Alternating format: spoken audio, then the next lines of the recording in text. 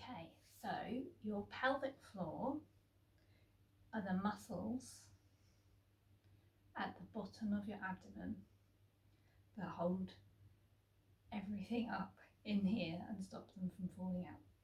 Yes, everybody has them, not just women. So on yourself, you can feel your hip bones if you have a little poke. You can also feel the front of your pelvic bone, which will be just below the line of your pants there. And then hopefully you know that you have a tailbone at the end of your spine. So between this pelvic bone and your tailbone, all the muscles here that are basically where the bottom of your pants are, that's what we're talking about when we're talking about your pelvic floor. Now, it can be difficult to know when you're using those muscles and when you're not. They will automatically contract when you use other muscles in the area, so around your tummy and things like that.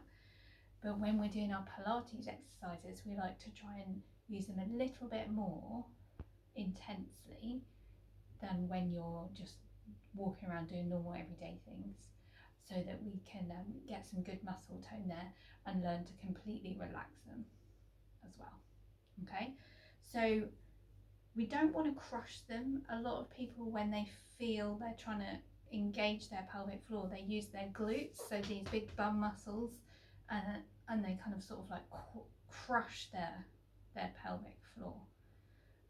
So you want to try and focus just on those ones in the middle, and you also want to not use your breath to engage it, because you need to be able to still breathe while you do the exercises. So I'm going to do a couple of different ways of thinking about it, but the general idea is that you want to lift those muscles up towards your tummy button. So just take a big breath and then let it out like a big sigh. You'll see that my tummy softened there, so my tummy button's just dropped in a little bit.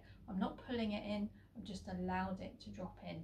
That's where we're going to aim these muscles to lift towards. So just have a listen.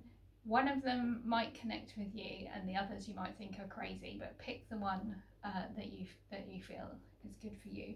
So for the lifting part to start with, think about those muscles in your pants lifting up towards your tummy button. So like an elevator, those muscles, you pick them up and you're lifting them.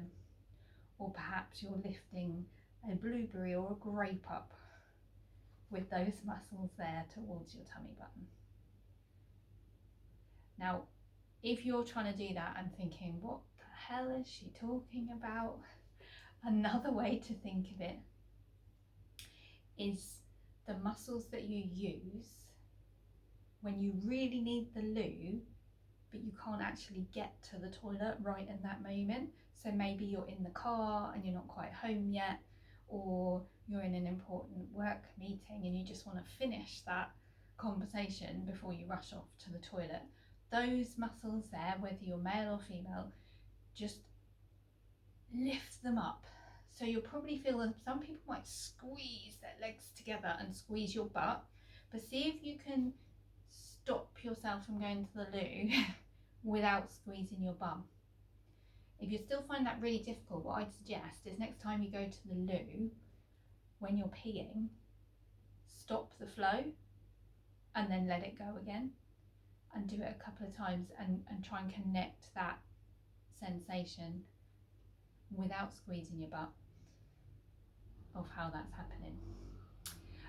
So one that I have heard recently from a lovely lady who's a women's health coach is to think about sipping a smoothie. So if you think about a nice freshly made cold smoothie, and if you take a big sip, you might get brain freeze because it's really cold. So we're going to take a little gentle sip just to taste it, see how cold it is. Do that with your lips. And now I want you to try and replicate that feeling, but with your muscles down here. So for the ladies, with your vaginal muscles, for the men, with your bum muscles there, where you go to the loo, lift them up. If I've completely lost you and you think I've gone mental, the other best way to describe it for most adults is you've probably had some kind of medical examination at some point where a doctor has had to put some fingers inside and have a feel. And if that's the best way for you to work it out how it feels, I want you to think about not clamping down on those fingers, but drawing them in towards you, which I know you probably don't want to do, but that's the sensation that you want, because if you can draw them in, you're going to be able to push them out, right?